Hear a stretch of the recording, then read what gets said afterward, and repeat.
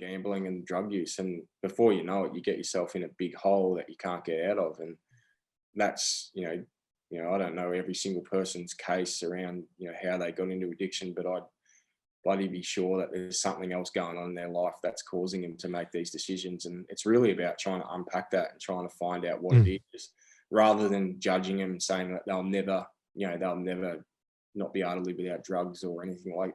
I think that's the worst thing people can do, is say that this person can't be fixed. I think everyone has it in them to be able to sort of turn their life around. It's just being able to see it.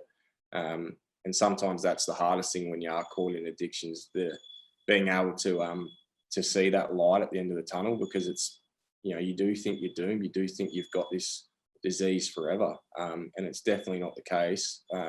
It's very hard going early days, but it definitely can be done, and you can definitely get out and live a, long and happy, healthy life.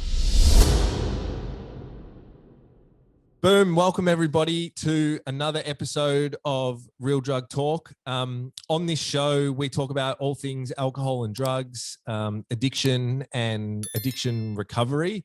And just before we jump into today's show, I'd just like to encourage everyone, because we're getting some really good feedback on the podcast. If you like what we're doing and you like the messages that we're putting out, if you could give us like a bit of a review wherever you listen to your podcast or on YouTube or whatever it is, because what it does is it helps us to push up the ranks and hack it a little bit, inevitably, potentially, reaching more people and being able to help more people that are looking for answers and solutions. But nevertheless, I'm going to shut up and we're going to get into today's show because, we've like all shows are exciting, but I'm excited about this show because I guess this topic and this person who I introduce in a second, just like it's something that's so needed in the alcohol and drug space and in the mental health space to kind of change stigma, is people with some kind of a profile being brave enough to come out and tell their story. So I know for me, when I've done media, it's been hard enough, and I've had some anxiety and stuff in the past. So I couldn't imagine doing it, having some kind of a past profile and all that sort of stuff. But super excited to hear the story. So on today's show, we got Dayne Beams, former AFL football player, and more importantly, like really passionate advocate of mental health. How you going, mate? Good. Thanks for having me. No worries. So just off the top, I'm interested to know, like, do you get any, I know it's your life and you're probably in some respects used to having like a bit of a profile after all these years, but do you sort of get any anxiety around doing stuff like this, or has it been tough to share your story? Look, initially at the start, it was, because it wasn't normal for me. And I guess, that's where we want to sort of get to as a society, where this stuff is just normal. People don't have those sorts of feelings around talking about this. So I guess, I was more, I was, when I first started really sort of battling with some things, I was actually the leader of our club. So I was, wow, the one that was, meant to be, sort of leading the group in a sort of strong manner, I guess. And, very much so in football clubs, that's sort of the perception is, your leader's your leader and your warrior and all that sort of stuff. Yeah. When I was going, through that sort of stage, very much internally, I was battling a lot. And, I actually used, there was a number of times when I was in Brisbane where I stood in front of the group and just put myself out there and was really vulnerable. And it's a really powerful thing for, someone who was in my position, the leader of the club, and to be able to do that sends a really strong message for our younger group that we had at the stage. So to answer your question, I feel like it was at the start very unnatural and a thing that was sort of just not really spoken about, particularly at footy clubs. And I think the more that I've sort of been able to speak about my own issues and speak to other people, it's just gotten easier. So at the start, now I just talk about it like it's just, it's part of my life. It's part of who I am. And I'm not, I'm not embarrassed. I'm not ashamed about anything that I've done. That'll sound strange to a lot of people, but it's part of me, and I've embraced it. I've accepted it. Definitely learned from it, which is the most important thing. And Yeah. that's all you can do. I think some people run into issues, when they try and sweep some of their stuff, potential things that they're not proud of, under the carpet, and try and pretend like they never happened. And that can actually cause a lot more issues in terms of around guilt and shame. And for me, I've just accepted that was a part of my life. It's not who I am, but it did happen. And these things, often they happen to everyone. So it's about learning from it and, getting better, learning from those experiences. Yeah, it's interesting. I love what you said. Did you find, when you just said there before, you were, the leader of the Brisbane Lions at the time, when you started having some of the issues come up, and you said you kind of shared with the group and stuff. Like, have you found that it's actually changed your perception and perspective around what leadership is and what strength is and all that sort of stuff? Yeah, absolutely. I look at I look at some AFL captains now, and I've been lucky enough to play with a lot of them. And I think the outside perception of a captain is completely different to how I view a captain. A captain for me is someone who genuinely cares about people. It's not someone who goes out and is your best player each week and runs through the banner first, flips the coin, does all that sort of crap. That's they're little perks that you get with the title. There's a lot of responsibilities, and I think the better leaders that I've played under are the ones that have genuinely cared about the individual and taken an invested interest in what is going on in that person's life, because ultimately that's how you're going to build relationships, and that's how you're going to get your best out of your teammates. In my opinion anyway. So my view of what makes a great leader is, probably different to what a lot of other people think it makes a great leader. But look, I even, I hear things all the time about, certain people that I've played under and how they're great leaders. And, I've got completely different opinions about that based on my views. So it's really about how people sort of read those sorts of titles. But my like I said, my perception and my views on what makes a strong leader have definitely changed since having gone through some of my experiences, and even just dealing with some of the younger guys when I was captain of Brisbane. Retention and that go home factor, like guys being homesick, so a lot of nerves and anxiety around that. That was a critical part of what I seen as, obviously being a good leader. And that's something that I really implemented into my leadership style, was like sort of making sure that I was really, diligent with making sure that these guys were feeling comfortable. And, because it's a daunting thing, like, a lot of the guys when I was in Brisbane, they get drafted from interstate and they come into a big different city, first time out at home. It's quite intimidating and daunting for these guys. So it's important that you have senior guys like myself, have them over for dinner, take them out for breakfast, take them out for lunch, because that's really the thing that's going to make them settle in a lot quicker and then ultimately play better footy. And that's what we want. We want people to play good footy and then win premierships. That's what football, that's the end goal. Yeah, 100%. No, it's really interesting. And like I said off the top, that's why I'm so rapt to have guys like yourself. And, we've spoken to like Alan Christensen as well, like people, because let's face it, footy is like revered in, Australian culture.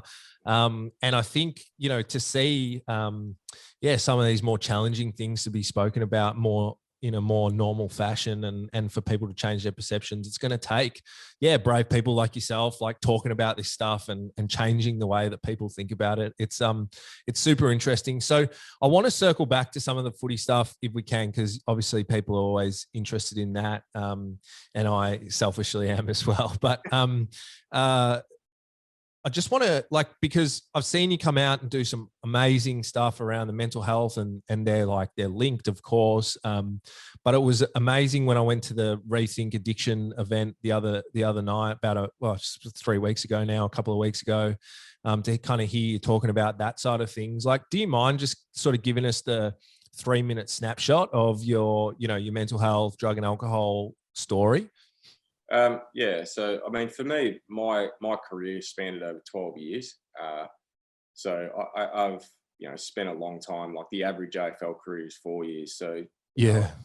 I've, been experienced and been around long enough to sort of see a lot of different things. And I guess for the first sort of probably 7 and 8 years of my career, it was relatively smooth sailing in terms of, I never really experienced too many, hard times, like where, I actually thought to myself, like, something's not right. Like, I never had any of those moments throughout my first, as I said, 7 or 8 years of my career. And it wasn't really until, my dad passed away in 2018, where that's when things really started to go shit for me. And it was based around, not having any sort of coping skills or any sort of strategies, not having spoken to anyone through that challenging time. And, I resorted to some really destructive patterns. So I've always, as a 15-year-old, I started gambling. And I gambled pretty much through my whole career.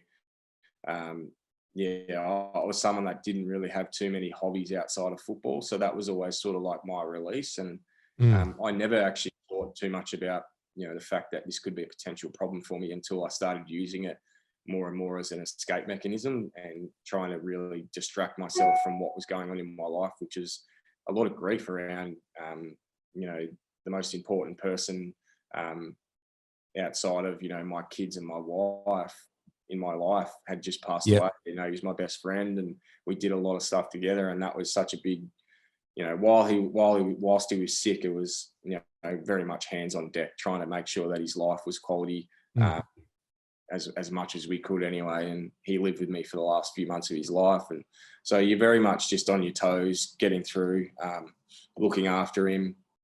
At the time I had a wife that was heavily pregnant and we already had a 1.5-year-old. So it was, it was quite a stressful sort of, situation, but you just do what you need to do. And it wasn't until he was gone where it really sort of hit me. And that's, as I said, I started using some things like gambling. Majority of the time was at the start was sort of gambling, just, completely just taking my mind off it. I removed all emotion out of winning and losing. I had no emotion attached to it. So, I could win $20,000 in one day and I couldn't give a shit. I could lose the same amount of money and I'd still feel the same. Like it was not about that. It was more about trying to give my brain something else to focus on rather than the pain I was feeling inside. And I guess that something like that has to come to an end because, people start to find out and, you can't cover your tracks for that long. So eventually, some people found out, my wife in particular, stopped getting money. So like, I was cut off to it. So it was like, and for me, I was sick of it. So I decided, and I haven't gambled since, but I haven't gambled now for 2 years. So it's amazing. a long time since I've gambled. But once that stopped, I just replaced it with the drugs. So the drugs was like a relatively short addiction, but did so much more damage to me, mentally, physically than the gambling did. Like it was such a bigger challenge to get off that than it was the gambling, because obviously I felt like, the physical attachment to the drugs, where obviously, changes the physiology of your brain and like you just, you've actually become physically dependent on that to actually get up and function day to day. And what I was doing, I was a professional athlete. So God, it was like a full-time job in itself, trying to stay on top of, my supply, getting, enough for these drugs so I could get through the weeks and just a massive draining process. And I guess that all came to an end when, I had not an attempt on my life, but I drove my car into a pole, and it was really around, it was more around sort of I'd had enough of what I was doing, the patterns. Yeah. I didn't want to die that day, but I just had enough of everything that was going on in my life, and I just sort of wanted something to give, like something to change. And I didn't, you never think that you're ever going to do that at any stage in your life. You just don't think that I used to hear about people committing suicide and harming themselves, and you always think to yourself, like, that's never going to be me. Like, Yeah. no way. But when I was driving around that day in a Melbourne suburb that I've never been to in my life, and there's no reason for me to be there, it just goes to show that this can get anyone at any stage. So as I said, from that moment on, I haven't taken a drug. So that was the last time I took drugs, and that was nearly a good year and a half ago now. So that was a brief sort of snapshot, but obviously lots of things in between there. But just to try and do an overview. No, 100%. And then, like, so would you say, because I think this is the thing that people don't understand, about addiction or drug use or whatever you want to call it, is that it's not really about, just like what you said, it's not really about the drugs. It's kind of about everything else that's going on under the surface. And the drugs is just the manifestation to kind of take you out of whatever's going on. Would you kind of agree with that? I couldn't agree anymore.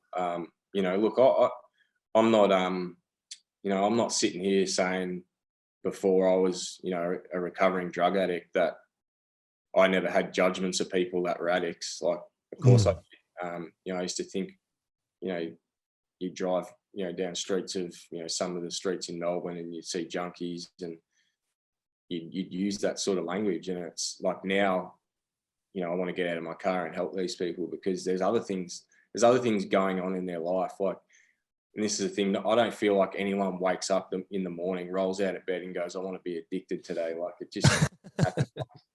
Who in their right mind would want that in their life? There's generally other things that are going on in that person's life. And in my case, like, a lot of just uncovered stuff that, with the right help, was unpacked and came out that, I just had to deal with, and I didn't want to deal with it at the time. And that was my way of trying to avoid it, was the gambling and drug use. And before you know it, you get yourself in a big hole that you can't get out of. And that's, I don't know every single person's case around, how they got into addiction, but I'd bloody be sure that there's something else going on in their life that's causing them to make these decisions. And it's really about trying to unpack that and trying to find out what it is, rather than judging them and saying that they'll never not be able to live without drugs or anything. Like, I think that's the worst thing people can do, is say that this person can't be fixed. I think everyone has it in them to be able to sort of turn their life around. It's just being able to see it. And sometimes that's the hardest thing when you are caught in addictions, being able to see that light at the end of the tunnel, because it's, you do think you're doomed. You do think you've got this disease forever. And it's definitely not the case. It's very hard going early days, but it definitely can be done, and you can definitely get out and live a, long and happy, healthy life. Yeah, 100%. No, it's awesome to hear. Now, can I ask, like, what kind of drugs was it that you were using? Like uppers, downers? No, I was definitely the downers. So I prescription drugs. So any sort of painkiller. Any benzo. So lots of just sleeping tablets, muscle relaxers, anything that was sort of going to make me relax and chill out. And think about life. That was what I was taking. I didn't want to take anything where I went out and partied and went on 3-day benders where I didn't sleep. Like, that just wasn't, I guess, what I was after wanting to feel. So I was definitely on the prescription drug side, and that presents like big challenges, because 100% it's just hard to get. Like, especially the drugs that I was taking, they're monitored, and it's gets to the point where it's your dependence and your tolerance levels are so high that you're literally needing a pack of the stuff every day to survive. So it's not sustainable, and that's where I can definitely see how people end up turning to the street drug heroin and fentanyl and these sorts of drugs, because easily accessible, cheaper and you don't need as much. So that's generally where, like, I've done lots of research since, having gone through what I've gone through, and 90% of the people that have been on heroin are, started in the cabinet, and it's so true. Yeah. I actually, my wife asked me this the other night. She actually said, "Did you ever think about taking heroin?" Yeah. I never did. I can honestly say I never did. I'm thankful that I never got to that point, because I feel like it'd be a much harder road back. But not to say that I wouldn't have been able to do it, but I just feel like it would have been a harder road back. So I'm just grateful that, for me, I had some good people around me, and I knew within myself what was going on, and I knew that wasn't me. I knew that wasn't, the person that I wanted to be. So that feeling in itself was eating away at me a lot. So that guilty shit feeling, like every time I went to bed, was just really sort of getting to me. And that's where sort of obviously things came to a really bad point when I decided to crash my car, is because that feeling, that overwhelming feeling of fuck, like, I just don't want to do this anymore, just really got the better of me. And I needed something to give. I needed something to change. And for whatever reason, I thought that was the best way to get something to change. I don't know why, but I just thought that was the right thing to do at the right time. And no one will ever be able to explain that other than me. So it was just something that I felt like I needed to do to get the right help that I needed. And thankfully, I've got a really good treatment plan. And, like I said, I've had some good people around me, and, life's been really good, for the last 6 months, really. Yeah. No, it's interesting what you say about, like, the car crash. That's actually not, whether it's a car crash or something else, someone, like a lot of people say, purposefully kind of getting arrested, or, having a blow up with, like, their missus or whatever it is, like, it's actually a pretty, like, common thing, because that's sort of what happens in addiction, is you get stuck, and you just, like, you kind of don't know, or it's hard to, like, express what's going on, even if you have good people around you. And it's a pretty common way. I think it's that fear of judgment, like, that was definitely the thing for me that was really making it challenging to get up and go to training every day, was that fear of, people judging me for what I was doing. And I genuinely feel like the culture created, like, and the cultures that are around football clubs now, I feel like that probably would have happened as well. So there's not a great understanding around, potentially why some of these things happen to players. It's the thinking at the moment is more around, okay, that player is no longer useful for us to win a premiership. Like, what good is he? So I think that needs to change within football, because I guarantee I won't be the last person to go through a gambling problem in particular, or a drug problem. So it's going to be really interesting for me to see how, over the next 10, 20 years, the AFL comes in this area, because you see it all the time. Like, I can barely watch football these days with the amount of gambling advertisements and shit. Like, it's insane, isn't it? Oh, it's ridiculous. It's just obviously a big revenue stream for the AFL, and even, speaking, more broadly, like, for the government. Like, it's stamp duty and bloody gambling are the two biggest revenues for the government. So why would they ever want to get rid of them? Yeah, 100%. Oh, look, it's no secret, but every time I've been to Parliament House, I've seen the alcohol industry and the gambling industry front and center. They're always there. So that's interesting, because I actually spoke to and the episode will come out soon as well. Gavin Krasiska, who I'm sure like, played for the same club, and you've probably seen his story and stuff like that. And he actually. He was someone kind of special to me, and that's why I'm excited for you to kind of talk about all the stuff that you're going through in all the different channels that you are, because when I was kind of getting off drugs, he was about 5 months ahead of me. And just like, I talked to him and stuff, and sort of knew him from recovery circles, but didn't know him super well. But just having that role model was, like, massive for me. But he said the same thing when we had him on the other day, was that gambling in particular, it's just such a massive issue that, seems to be poking its head up in the AFL, not just for the community, like with the ads that are displayed, but, for the players for various reasons and stuff. Like, has that kind of been your experience as well? Like there's just so much pressure, so much of a bubble. There's just, people are just looking for a release. Yeah. Well, I don't think clubs have enough control over players and what they do in their spare time, and look, probably rightly so. But I think there needs to be an element of, there's a lot of education around gambling. There's a lot of education around what guys can be doing in their spare time in terms of study, any courses. The one thing that is really, and it is provided to players through the AFLPA and the AFL, is a lot of education grants, and there's a lot of good things that are actually provided to players and funded.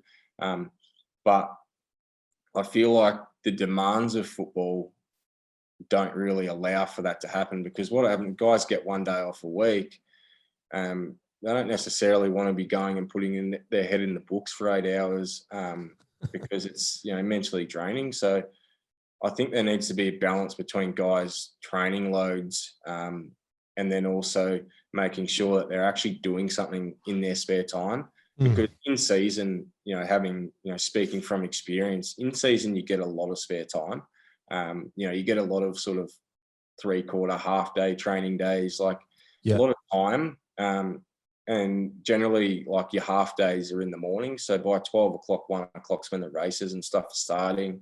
So you're going into, dangerous periods of the day for people that have got, the two things that a gambling addict probably doesn't want is time and money. And footballers got both of them. So they've got a lot of spare time and they've got a lot of money. So I think it's just about making sure that guys are actually, and making it compulsory that guys are doing something in their spare time to make sure that they've got something, one, when they transition out of football, and two, to keep them healthy whilst they're playing football mentally. So, because that's the other big issue with football. I was just going to ask that. Yeah. Whilst you're playing football, you've got all these challenges like what we're speaking about now. And then when you've finished football, you've got even bigger challenges about transitioning out into the real world and having something behind you so you can continue working and continue providing for your families. Because, football's good and, you get paid well, but, not too many players can finish football and actually just retire. They've still got to be able to sort of have an income of sorts. And really, that's where a lot of players get into trouble, because they don't do anything whilst they're playing football. And, they might have pissed up a lot of money against the wall, either gambling, drugs, partying, whatever it is. And then they finish and they've got not much left. And then they don't have a job either. So it's all of a sudden it becomes a big mental challenge as well. So there's a lot of work to be done in that space. And I think the thing that, I guess Gavin does well is, Gavin's experienced this. And I think that's where, Collingwood have done some good things with him, because he's actually got a lot of experience in that area. Like, a lot of clubs will get psychs and people that have done uni degrees and done this sort of stuff, but they've got no experience with it. Sometimes, and particularly for me, I got more out of talking to people that have lived experience and had gone through similar things to me than I ever did out of any therapist. And that's 100%. Therapists weren't useful for me, because they definitely were, but they were useful for other things other than actually talking about my addiction. They were good for unpacking sort of things that had gone on in my childhood and stuff like that I probably wouldn't have consciously thought of. But in terms of, them being able to relate to me taking a packet of endone at once, they would have no idea. It's just something that they don't really get. And that's something you can pick up on as someone that is in, when you're going to, you can pick up on the fact that they don't really have much idea of what you're actually talking about. And you can almost feel that sense of judgment as well. Yeah. Yeah. It's really funny that you say that. I sit on this government thing, and I often joke with like the politicians and the bureaucrats, like, that a requirement of them sitting around talking about it is that they should all smoke some ice and drop a few prescription pills so that they know why people do what they do.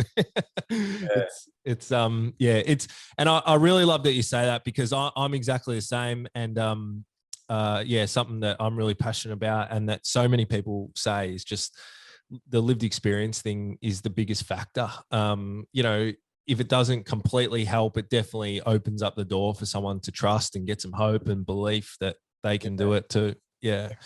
It's comforting for people. People got a real glimpse into someone who's into recovery and doing well. And that's like that's like that's the little bit of hope that people need early on in recovery.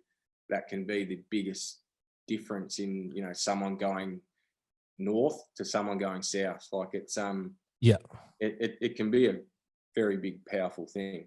Yeah, I love it, mate. I love it. So I actually have quite a few questions for you off the back of some of the stuff that you just said. So the first one I want to ask, because I sort of noticed this about me, and there's a couple of guys that I'm mates with that were kind of pretty into, say, like bodybuilding, or like were in the military and like never really had any like addiction problems or anything like that. But when I talk to them, almost like that sort of like obsessive type like nature and that, compulsive stuff, they're like, oh, I'm exactly like that. And I reckon if I hadn't have channeled it into this, I might have channeled it into something, for a lack of a better term, negative. Do you feel like that played a factor in sort of like some drug use and different behaviors coming out? Just like, because I imagine, like, I'm trying to imagine like what the schedule looks like for like a professional athlete, particularly AFL, as you said, one day off. It sounds like it's just all in, like intense. And then if you're not channeling it into something like that, it naturally kind of goes somewhere else. Is that sort of part of it, do you think, for people? Well, I definitely think there can be stuff integrated into the schedules. And I said this really from the moment I started having mental health issues, was there needs to be some time in the schedule for players to it's almost like, any spare time that you have is always encouraged to go and get out in the ground and do some more goal kicking, or, get in the gym and do some more strength training. Everything's physical, like everything's like anything that, any time that you get, it's like always about, doing stuff that's going to physically enhance your performance. Yeah. I think there's a big opportunity for clubs to go, no, like we're going to get our guys to invest in the mental side of things. So it can be a number of different things. You could get guys doing yoga, you could get guys doing meditation, mindfulness, art therapy. There's so many things that are out there that these high performance managers could be exposed to and could be getting, great benefits out of. But I think it's just because it's not what they've learned at school, and it's probably left of field and it's not in their wheelhouse in terms of their expertise, that they don't look at it. Like, I just think there's such a big thing now, and there's a real shift between, there's a real shift from like your old school coaches, where more was like the way of doing, where it's now like very, coaches are very nurtured, and it's all about building relationships and making sure that your players are mentally well. And I think they just sort of go hand in hand, where like the way times are now with, as I just mentioned, coaches and players, I think it's just time to actually start bringing more of that stuff into the program, where guys can get sort of, it's compulsory to do a mindfulness session, or it's, compulsory to do a yoga session, just things where you're actually unwinding and mentally it's refreshing. Because if you're 100% go all the time, you get out of the, your training facility, and you go home and you just got no energy for anything else. And it can be draining. And that's where you can get onto the couch and you can easily get your phone out and you can put Sky Channel on and you can start betting.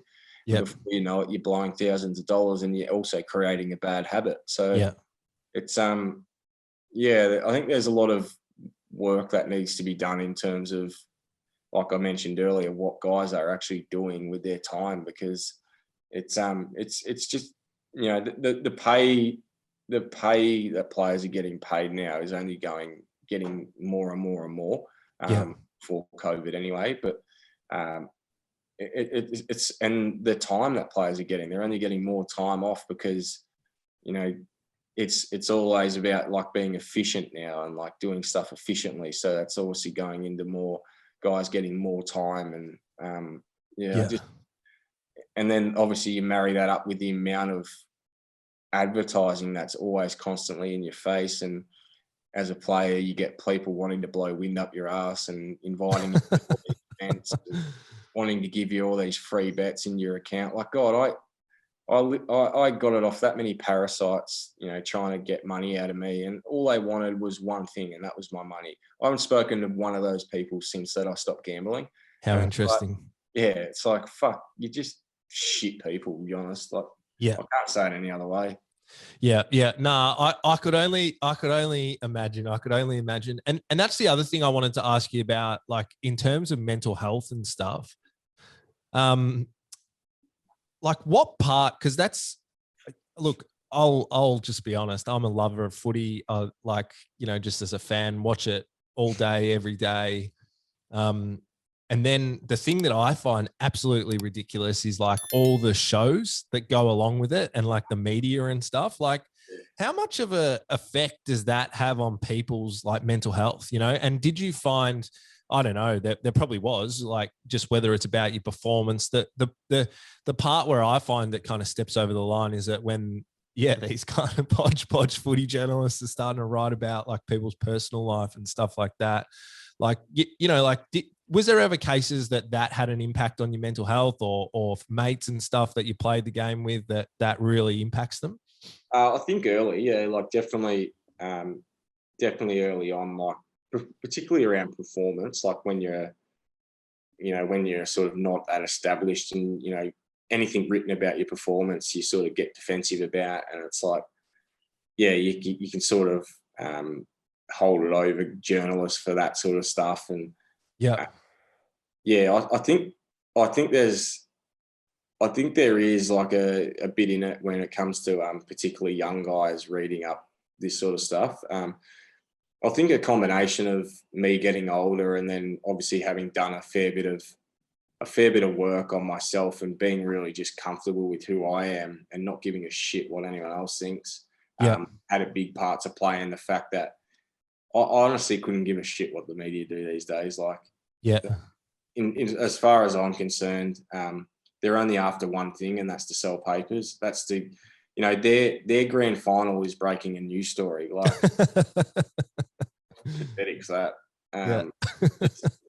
It's yeah, like they all fight over the one story. There's so many of them now, and they're all trying to break that one story. That it, you know, there's that they come from different angles. They put that many different twists on it. And before you know it, you've got rumours started. And that's where, like, probably it affected me a fair bit. Like, I was succumbed to a lot of rumours that weren't true about me. And that was probably one of the harder things because, you know, you get people that you actually care about reading the stuff. And it impacts them as well, not just me. So it's, and it can be, some of the stuff said can be quite hurtful. And like, I haven't seen one rumour that's ever been true.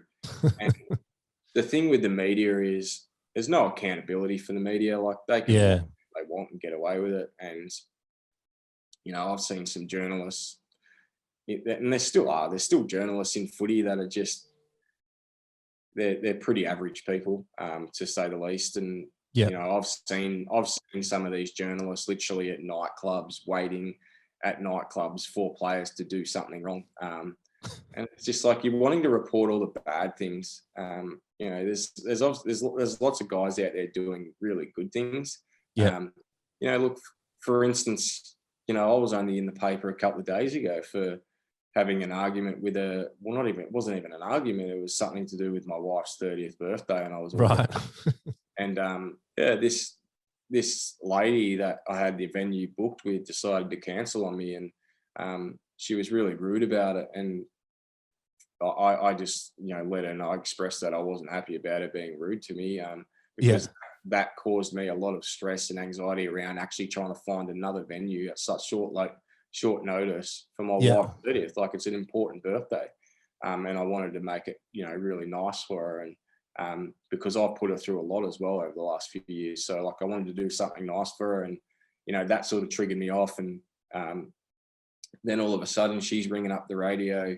Oh my God. Trying to get her, time in the sun. And then I've got newspapers ringing me, and it's like, Oh my God. are you serious? Like, you actually want to report this? Like, God, start reporting stuff that actually matters. Like, this is just garbage. Like, start reporting the fact that 6 out of 8 people that kill themselves every day are males. Start writing some stuff that actually matters in society. Like, I just feel like a lot of the shit that's written these days is just literally for people to click on, and for their own egos, really, because they wrote the article. It's it's a sad sort of, and in saying that, I've met some good journalists. Like, I've met some nice, respectful journalists that literally don't write things to hurt people, where there's other journalists out there that literally just couldn't give a shit other than anyone, like, bar themselves. So it's something that players have to deal with constantly.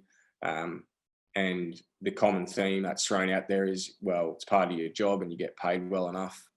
But I don't think anyone should have to put up with some of the shit that they read half the time without having a chance to defend themselves either. That's the annoying thing. Yeah, 100%. No, I always often see it and just think it's madness. And then particularly, when it gets into people's like personal lives, and then if they, if someone does have some genuine issues going on, like the way that can be reported on is just, it's horrible. So that it's something that as a fan, I would actually, like to see change, because most people I talk to that are fans, like, they don't give a stuff. They just want to hear about the actual game and not people's personal lives. So the sort of the last thing that I wanted to ask you about, because I actually think it's the most interesting thing about your story and the coolest thing, we started off the top talking about, changing the perception around, leadership and what strength is and all that sort of stuff. So can you talk us through, like, what it's like to kind of dip into those low lows of mental health, and then how you've kind of found your way out with the art and like finding these different passions in your life?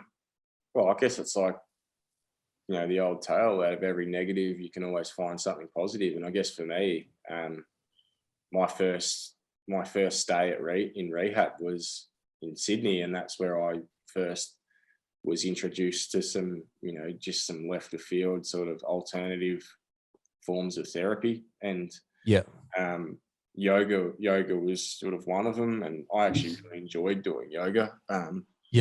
Sort of dropped off a bit now, but the other thing I really enjoyed doing was just art, like getting creative with my hands, and just throwing myself different stimulants to be able to, like, just give my brain a bit of a break and focus on, like, just alternative things. And it was so beneficial for me. I remember, like, the first thing I ever did was it was like a form of Japanese art, and I cracked a ceramic bowl and put it back together with, like, some gold glue, and it's like, nice. It looks, visually it looks pretty cool, but it wasn't really like about that. It was more about the process and how I felt post that.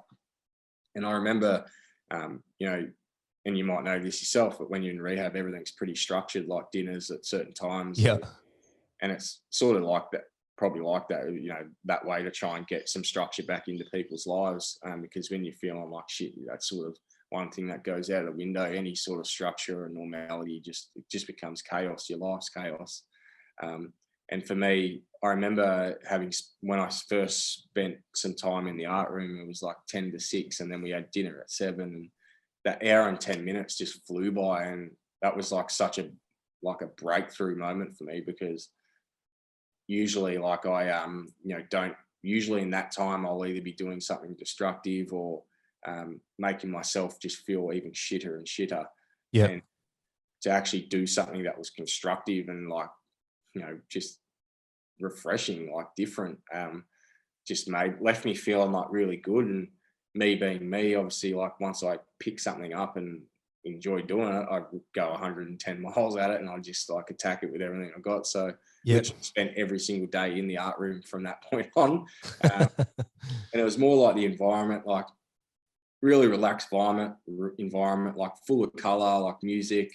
You know, obviously you're doing stuff with your hands, and I think it's actually been proved. You probably know more about this than me, but I think it's actually been proven now that, you know, getting creative with your hands actually improves your mental health. So I can definitely vouch for that. Like, it's definitely helped me enormously. And I guess from there, I just implemented it back into my life when I got out of rehab, and I continued to do it. And I guess my profile sort of helped me a little bit get my business off the ground, because Yep. you know, people were buying some of the artwork that I was doing. And from there, like, I'm pretty inquisitive. Like, I like learning new things, and I'm a big believer that you can never know too much. Like, it's always about like learning different things, like, you know, bouncing ideas off different people, learning from other people's experiences, different trades. Like, so I started like getting more and more into working with epoxy, so epoxy resin, which Yep. I've seen lots of online. Like, I love it. Looks so cool. Yeah, so much you can do with it. It's just a really popular industry, and especially for like DIYers and people wanting to sort of have a genuine hobby.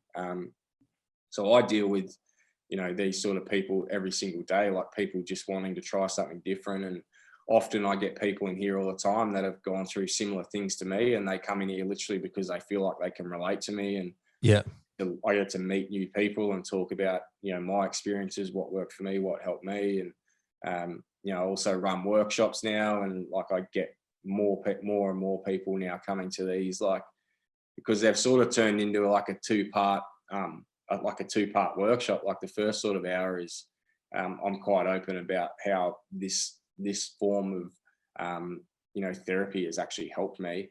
yeah, And then from there, you know, people start opening up, sharing their stories, and it's like you're just I'm creating an environment that's non-judgmental, and people feel like they're a part of something and they can express themselves. And you know, some of the stories that people have told have just been like mind-blowing, like that people have come in and actually felt comfortable, you know, sharing some of the things that they've shared. And it wasn't ever by design. Like, the workshops were really just to teach people about a new skill.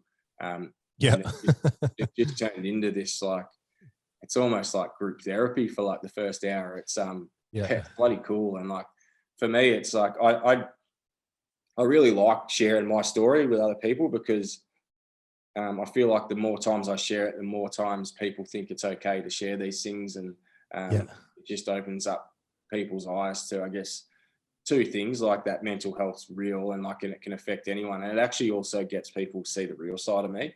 Not what they just seen on TV, or their perception about what they read, as we're talking about in the newspapers. The newspapers have a big say on what people actually think of you, without actually knowing you. So for me, every time I have the opportunity to talk to someone or have someone at a workshop, it's another opportunity for me to actually show what I'm really like as a person, and like not just what they've seen on the screen or what they read. So yeah, the business has done like just wonders for my mental health. And it's also like a double-edged sword. I'm also able to teach people a new skill, and then, you know, give them the products to go away and potentially sort of, you know, start. Like, I've got lots of people now who've started up little small businesses selling things, and it's just a really cool, rewarding, and something that I'm really passionate about as well. So it's I'm finding it really, really good. And I guess for me, I didn't have to worry about that transition out of football, because this has sort of naturally just happened for me. And like I said, it's such a growing and popular industry that I'm just enjoying. And I still enjoy doing stuff like this, and going out to, you know, different sporting organizations and just sharing my story, my experiences, and trying to help any other people that I can, because it's really, like, for me, I get so much enjoyment out of trying to just help someone in the smallest way that I can. You just never know that the impact that you can have on someone just by doing something so small. And I think the position that I'm in, I can never really take that for granted. Like, whilst I'm still relevant in any way, I'll always try and use my social media platforms, or use my voice in a positive way, because, you know, that's the stuff that's really impacting people. 100%, mate.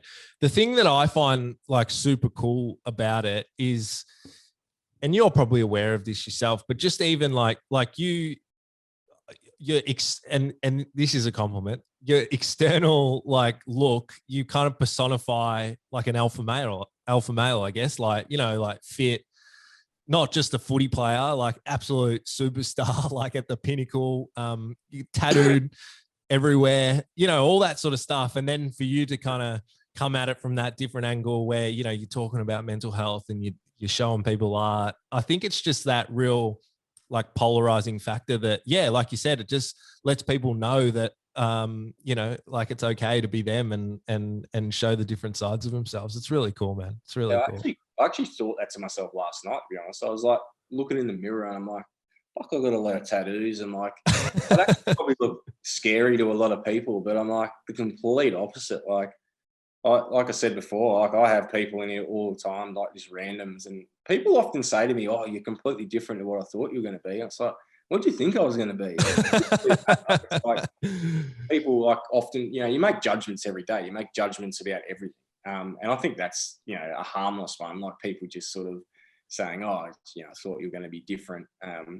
Yeah, and that's why I really enjoy talking to people and being able to show people like the real me, because it's, you know, what people potentially think of me is usually completely different to when they walk out of like a workshop or when they come and, you know, have a chat in store or like whatever it is. Like people have generally got a different opinion of me after that, and I think that's like that. The amount of shit that's been written about me in the last 2 years has probably had a big impact on what people actually perceive as me. Compared to what the actual reality is of me. Like, and I feel like that's a disappointing thing, because, you know, you can't obviously get to every single person and try and, you know, tell them about what sort of person you are and have a chat.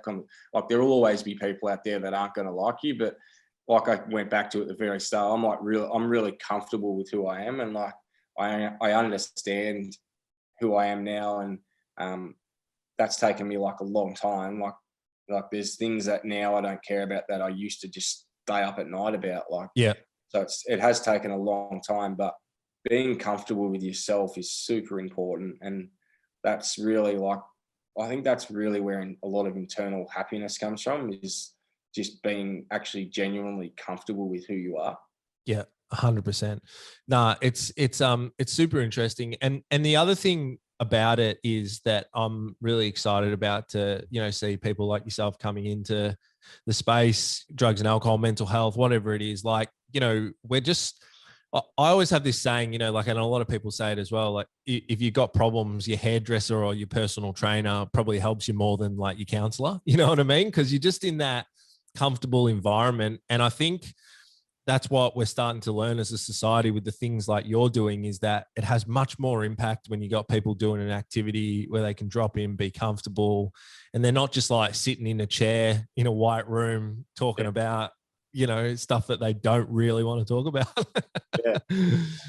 It's definitely true. Like, and I think the other advantage is, like, you know, when I run the workshops, there's also 9, 10 other people sitting around them that are experiencing exactly the same feelings or some similar feelings to what they are. And that's comforting for people as well, rather than, like I said at the start, there is that element of you still feel like there could be a little bit of judgment even sitting with a therapist, based on the fact that, do they really understand what's actually going on for you? Like, it's interesting. Like, I feel like it's one of those, like for me, like once I started figuring out what I wanted to get out of therapy, was like when I actually started to make some steps forward, rather than going there to just to tick a box and think they were going to help. Like, I actually took control of it and was like, no, I want them to help me with actually figuring out, like going back from the exact start. So going back to when I was a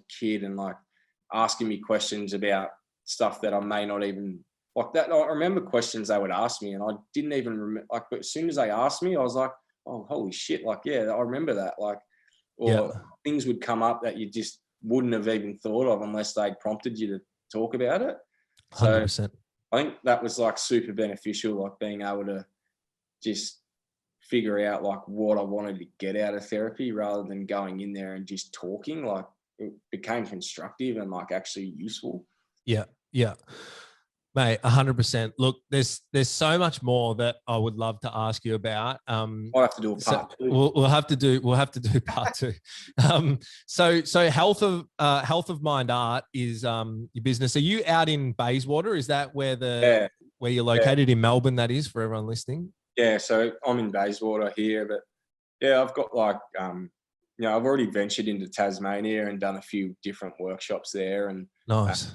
I'm like, I want to get around and do different states, and potentially open up a couple of stores like in different states, and start running like some more just workshops that are mental health based. Like I don't sit here and say that I've got any profession at all. Like I've never studied any of this sort of stuff. I've never studied psychology, never done any of that. But I think what I do have is a fair bit of life experience around addiction and mental health that can potentially help other people, and that's what I'm willing.